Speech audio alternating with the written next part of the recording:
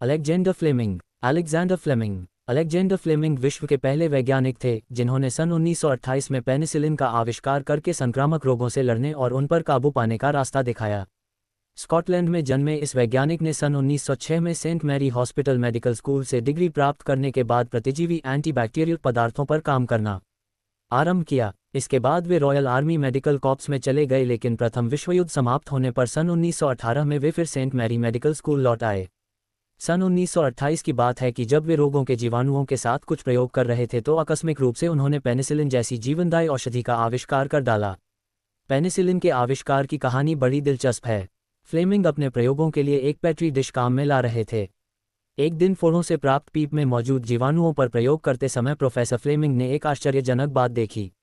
उन्होंने देखा कि पेट्री डिश में पड़ी जेली में फनफूद उगाई थी।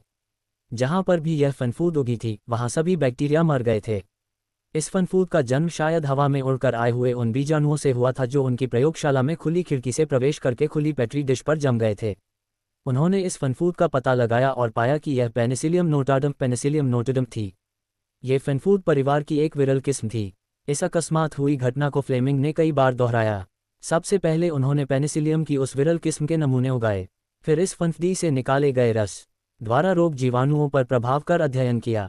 प्रयोग को कई प्रकार के जीवाणुओं के साथ दोहराकर उन्होंने पता लगाया कि इस फनफूद से निकले रस का रोग जीवाणुओं पर घातक प्रभाव पड़ता है।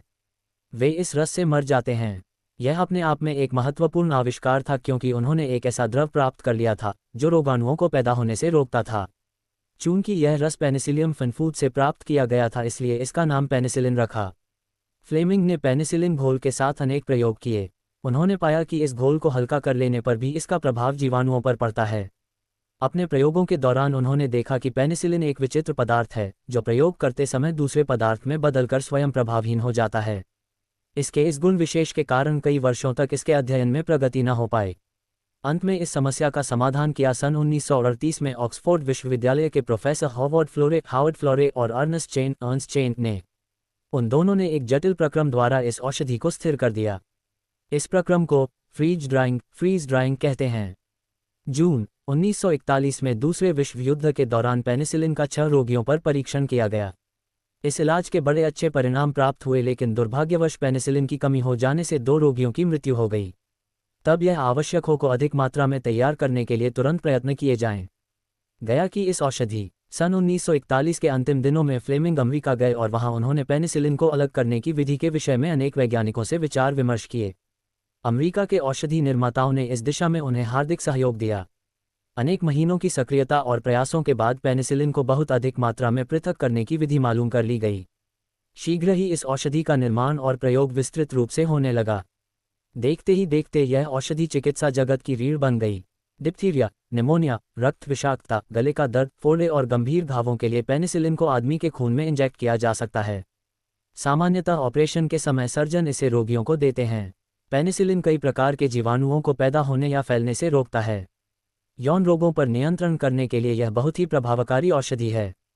पेनिसिलिन के आविष्कार के बाद स्ट्रेप्टोमाइसिन, टेरामाइसिन आदि अनेक एंटीबायोटिक औषधियों का आविष्कार हुआ। आज इन एंटीबायोटिक औषधियों द्वारा लाखों लोगों को मौत के मुंह से बचाया जाता है।